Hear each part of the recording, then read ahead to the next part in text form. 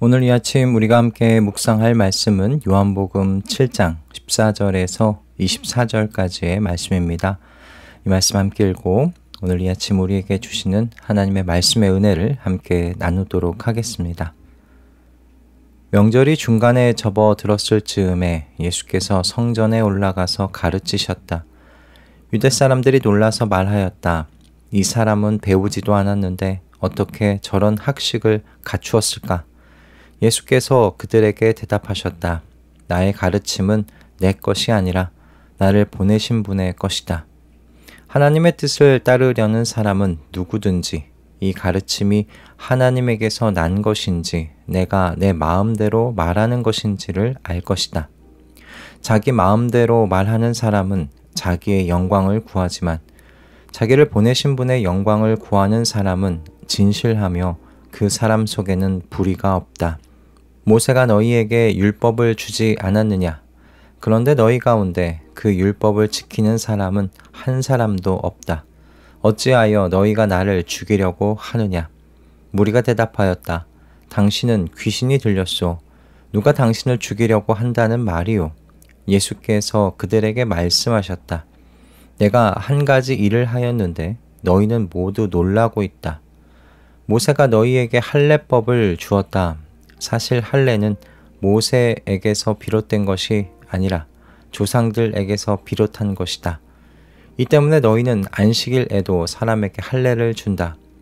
모세의 율법을 어기지 않으려고 사람이 안식일에도 할례를 받는데 내가 안식일에 한 사람의 몸 전체를 성하게 해 주었다고 해서 너희가 어찌하여 나에게 분개하느냐?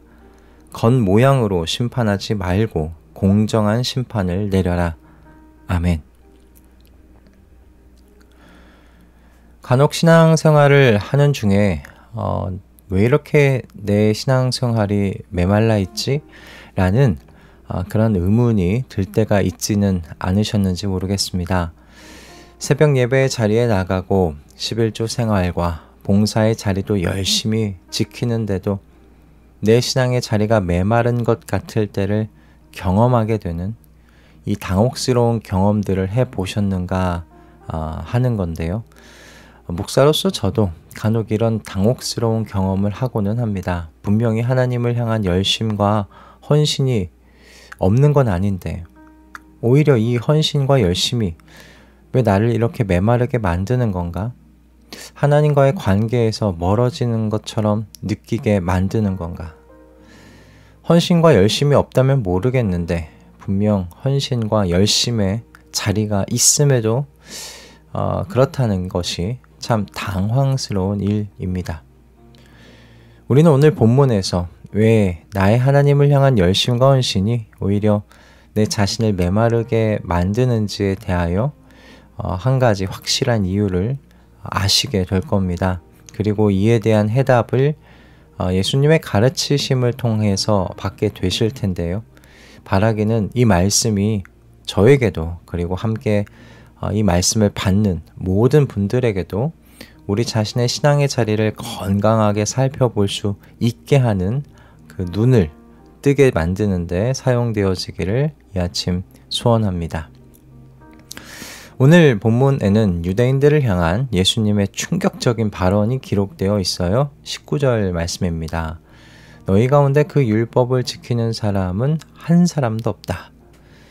예수님의 이 말씀이 유대인들에게 얼마나 충격적이었을까.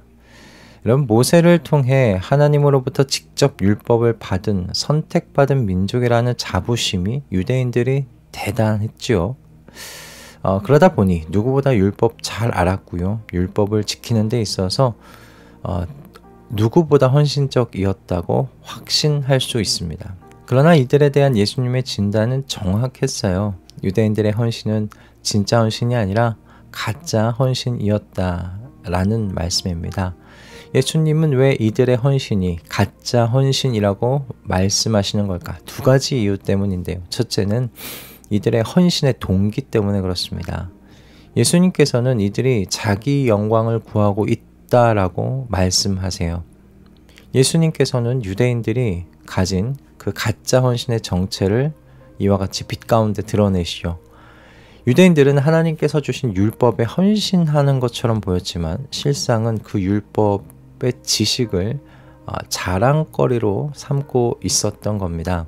15절을 보시면요. 유대인들은 예수님의 가르침을 듣고서 이 사람은 배우지도 않았는데 어떻게 저런 학식을 갖추었을까라고 말합니다.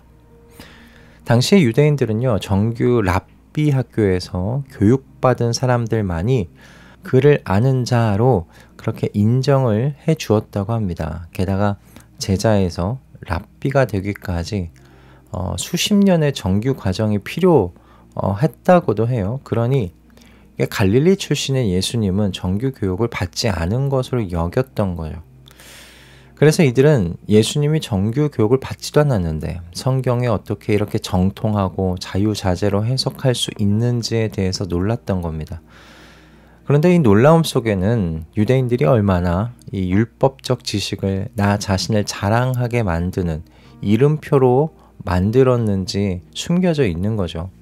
율법에 헌신된 것 같아 보였지만 그것은 결국 자기 영광을 추구하고 있었던 가짜 헌신이었던 겁니다. 이렇게 첫 단추가 잘못 끼워지면요. 그 다음 단추도 잘못 끼워지기 마련이지요. 이처럼 자기 영광을 추구하게 되면 어떤 늪에 빠지는가? 형식주의라는 늪에 빠지게 됩니다. 너희 가운데 그 율법을 지키는 사람은 한 사람도 없다. 여러분, 유대인들이 얼마나 율법을 지키기 위한 열심으로 가득했습니까? 게다가 지금 그 자리에 모여있던, 그 예루살렘에 모여있던 사람들은 그 먼 지방에서 초막절이라는 절기를 지키기 위해서 힘들게 여행 온 사람들입니다. 얼마나 대단한 헌신이고 열심입니까? 그런데 예수님은 이들에게 율법의 조문은 잘 지켰는지 모르겠지만 율법의 정신은 놓쳤다고 말씀하세요. 그러니까 겉모양은 완벽해 보일지 모르지만 속은 텅 비어 있다고 그렇게 말씀하시는 겁니다.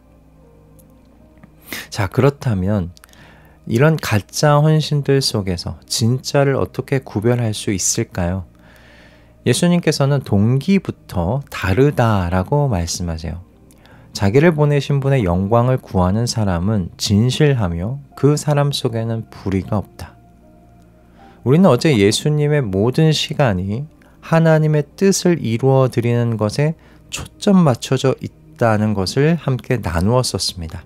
그렇기에 예루살렘으로 올라가라는 동생들의 말에 예수님이 지금은 나의 때가 아니라고 그렇게 말씀하실 수 있으셨다는 것도 함께 나누었죠. 예수님은 이처럼 자신의 계획과 자신의 욕망을 따라서 움직이는 분이 아니셨어요.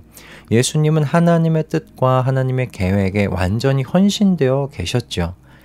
예수님께서는 이렇게 하나님의 뜻과 하나님의 계획에 완전히 헌신하심으로 자신을 보내신 분의 영광을 순전하게 추구하였습니다. 순전하게 구하셨습니다. 이렇게 하나님의 영광만을 순전하게 구하시니까 하나님의 뜻을 따르려는 사람은 누구든지 이 가르침, 하나님에게서 난 것인지 내가 내 마음대로 말하는 것인지 알 것이다. 이렇게 말씀하실 수 있으셨던 거예요. 자신을 향한 하나님의 뜻인 십자가의 죽음을 향하여 나아가고 계시는 예수님만큼 율법에 담겨있는 하나님의 뜻을 제대로 알 수 있는 존재는 이 세상 가운데 없습니다. 하나님이 이처럼 세상을 사랑하시는 것을 예수님은 하나님의 뜻에 완전히 헌신되어 계심으로 아셨던 거예요. 예수님의 눈에는 하나님 아버지께서 자기 자신 앞에 있는 이 사람들을 얼마나 사랑하고 계시는지 알고 계셨습니다. 그러니 안식일에도요, 사람을 낫게 하시는 일을 하실 수밖에 없으셨던 거예요. 세상을 이처럼 사랑하시는 하나님의 뜻이 하루라도 빨리 병든 사람이, 귀신 들린 사람이, 몸이 불편한 사람이 그 모든 것으로부터 자유하게 되고 회복되어서 하나님께서 그들을 얼마나 사랑하고 계시고 은혜를 베풀어 주고 계시는지를 알게 하는 것이기 때문에 그렇습니다. 그러니 여러분, 우리 자신이 지금 하나님의 영광을 추구하고 있는지 어떻게 가늠할 수 있을지 아시겠습니까?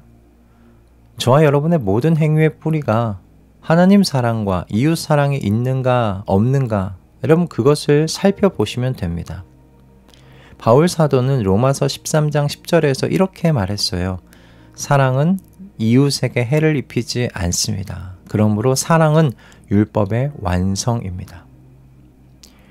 여러분께서 예배에 헌신되어 있고 말씀에 헌신되어 있고 봉사에 헌신되어 계심에도 자신의 신앙생활이 메말라 있는 것 같다 느껴지신다면 여러분 그 모든 헌신의 뿌리가 지금 현재 사랑에 있는지 살펴보실 수 있기를 바랍니다.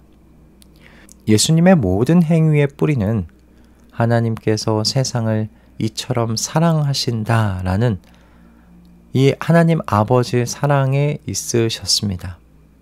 예수님께서 새벽마다 기도하시고 사람들 만나시고 치유하시고 가르치시고 먹고 마시고 쉬시는 이 모든 일들의 뿌리가요, 사랑이셨어요.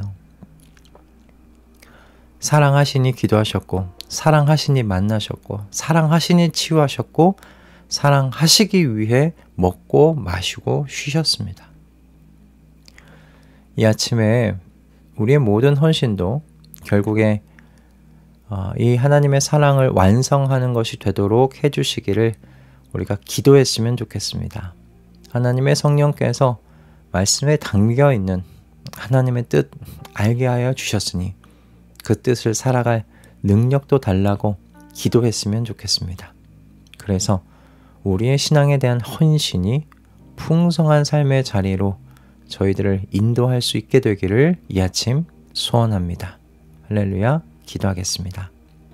주님, 저희는 기도하고 말씀도 보고 헌금과 봉사의 자리에서 그렇게 헌신하며 삽니다. 그런데 때로는 이 헌신과 열심의 자리에서 메마름을 경험할 때가 있습니다. 오늘 말씀으로 그 이유가 무엇인지 우리의 헌신과 열심의 속내를 보게 해주셔서 감사합니다. 저희의 헌신이 자기 사랑에 뿌리내리지 않게 하여 주시고 율법의 완성이 사랑이 되듯 저희의 모든 헌신과 열심이 하나님 사랑과 이웃 사랑을 완성해 가게 하도록 인도하여 주시옵소서. 성령께서 이처럼 풍성한 삶의 자리로 인도하실 때 순종하며 따라가도록 저희 모두에게 은혜 내려 주시옵소서. 예수 그리스도의 이름으로 기도드립니다. 아멘.